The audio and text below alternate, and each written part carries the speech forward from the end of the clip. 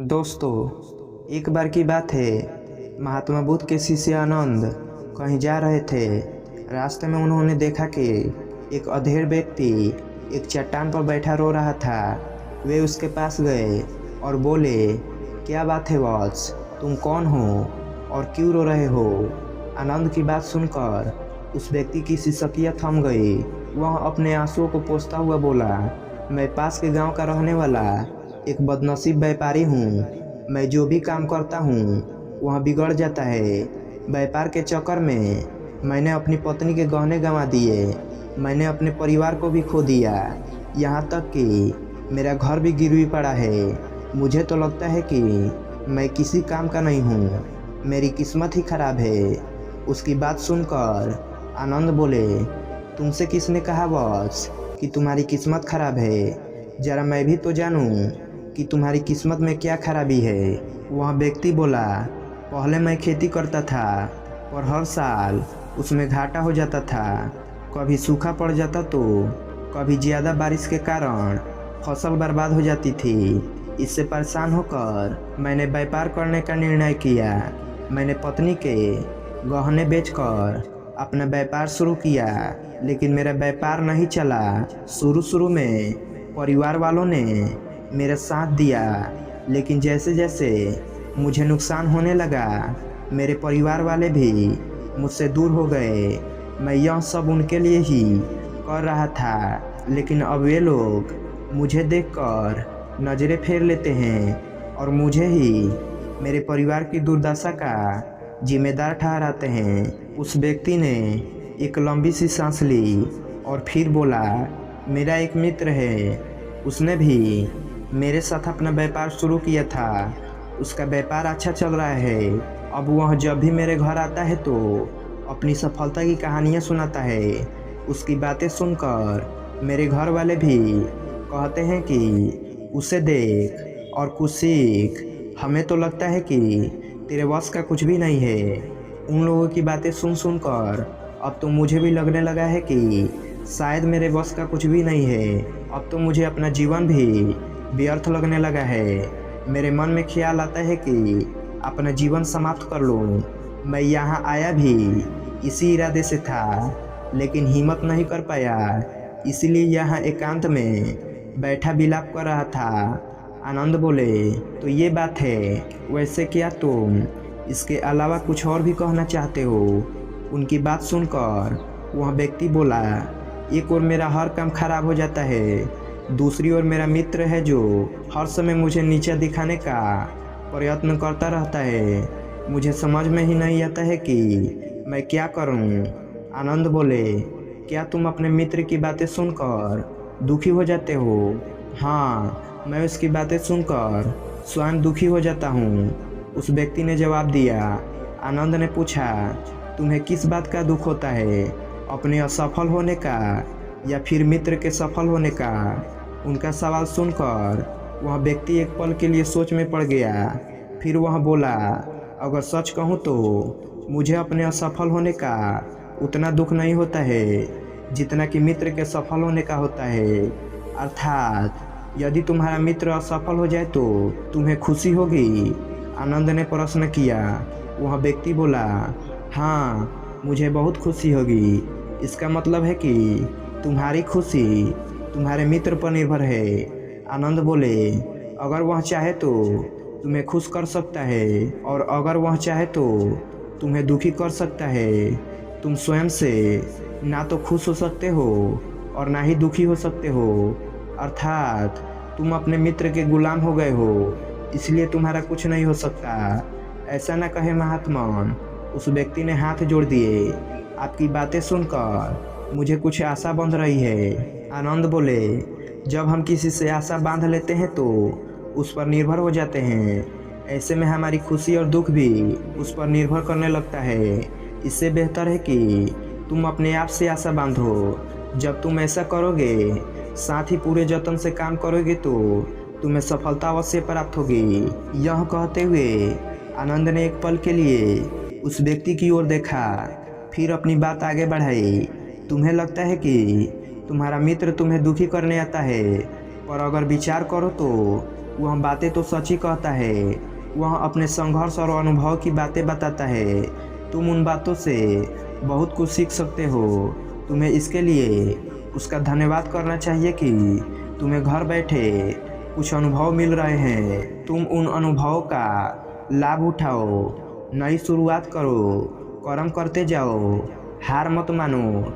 एक दिन तुम्हें सफलता अवश्य मिलेगी। आज तुम जिसे अपना बुरा वक्त या बुरी किस्मत कह रहे हो, एक दिन यह बदल जाएगी। इसके साथ तुम्हारे विचार भी बदल जाएंगे। और देखना, जब तुम्हारा अच्छा वक्त शुरू होगा तब तुम्हारा मित्र भी तुम्हें अपनी सफलताओं की कहानियाँ नहीं सुनाएगा। तब वह अपनी असफलताओं की बातें बताएगा ताकि तुम उसकी बातें सुनकर भ्रमित हो जाओ, तुम्हारा आत्मविश्वास हिल जाए और तुम गलत निर्णय ले सको। लेकिन उस समय भी तुम्हें अपनी बुद्धि का प्रयोग करना होगा। तुम्हारा मित्र जैसे आज तुम्हें दुखी करने आता है, उसी तरह उस समय भी वह तुम्हें दुखी करने आएगा, क्योंकि जिस तरह उसे दुखी देखकर तुम्हें मज़ा आता है, उसी तरह उसे भी तुम्हें दुखी देखने में उतना ही मज़ा आता होगा। वह व्यक्ति बोला, आपने सही कहा, लेकिन मेरा सबसे बड़ा दुख यह है कि मेरे परिवार के लोग भी इसमें शामिल है। वास्तव में मैं तो अपने परिवार के लिए ही अच्छा करना चाहता था, लेकिन वे लोग भी मेरी बात नहीं समझते हैं। वे भी मुझे गलत कहते हैं और अब तो वे मेरे साथ भी नहीं है। आनंद बोले, मैं सब समझ गया। तुम सद्भावना चाहते हो। वास्तव में इस दुनिया में सभी लोग सद्भावना ही चाहते हैं। हम चाहते हैं कि हम जब भी कुछ करें तो लोग हमारी प्रशंसा करें, लेकिन आमतौर पर ऐसा नहीं होता है। इसलिए हम दुखी हो जाते हैं। हमें लगता है कि हमारे मित्र, परिवार वाले सब मतलबी है। लेकिन तुम अगर किसी को अपना परिवार मानते हो और उसके लिए कुछ करना भी चाहते हो, तो तुम्हें ऐसा क्यों लगता है कि तुम दूसरों के लिए कुछ कर रहे हो? वास्तव में तुम अपने खुशी के लिए कर रहे हो। इसलिए परिवार के लिए कुछ करना वास्तव में अपने लिए ही कुछ करना होता है। लेकिन अगर ऐसा करते समय तुम्हें लगता है कि तुम दूसरों के लिए कर रहे हो, तो तुम दुखी रहोगे। और अगर तुम्हें लगता है कि तुम अपने लिए कर रहे हो, तो तुम खुश रहोगे, क्योंकि जब तुम अपने लिए कुछ अच्छा करते हो या करना चाहते हो, तब तुम्हें सद्भावना की ज़रूरत नहीं पड़ती है। आनंद की बातें सुनकर उस व्यक्ति के चेहरे के भाव बदल गए। वह बोला, आप सही कह रहे हैं, मैं समझ गया हूँ। अब तक मेरी किस्मत खराब इसलिए थी क्योंकि वह दूसरों के हाथ में थी। अब मैं अपनी किस्मत को अपने हाथ में रखूँगा।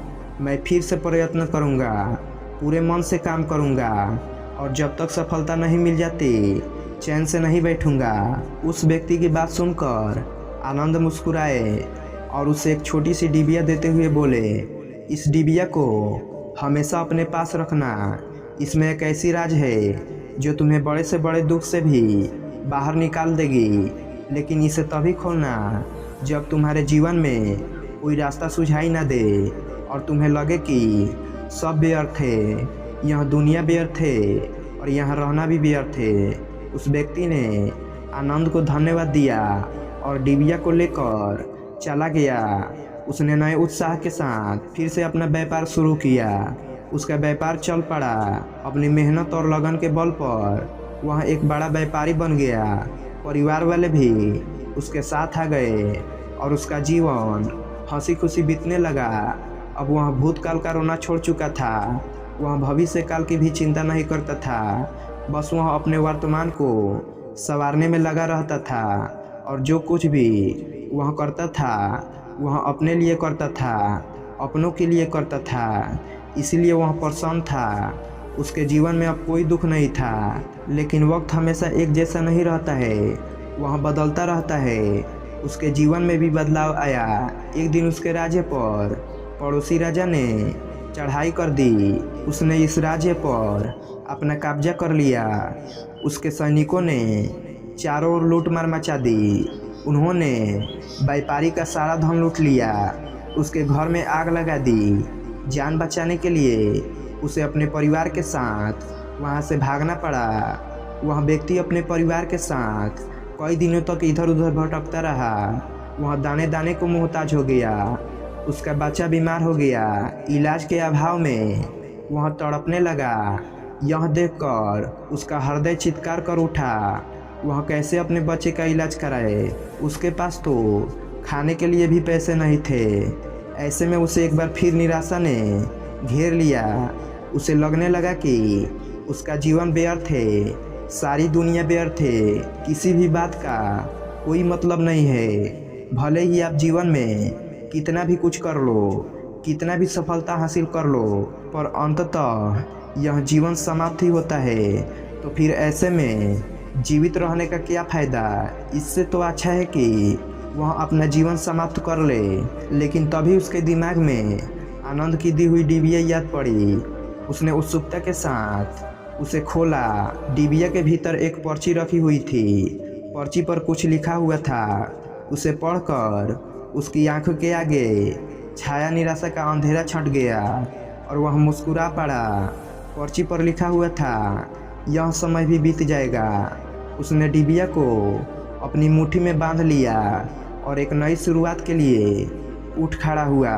दोस्तों, अगर आप भी ऐसी ही परिस्थिति से गुजर रहे हैं तो निराश ना हो। अपने अतीत पर शोक ना करें, ना ही भविष्य की चिंता करें। अपने वर्तमान को जिए और उसे बेहतर बनाने के लिए सच्चे मन से प्रयत्न करें। यकीनन माने, जल्दी ही आपकी किस्मत बदल जाएगी। धन्यवाद।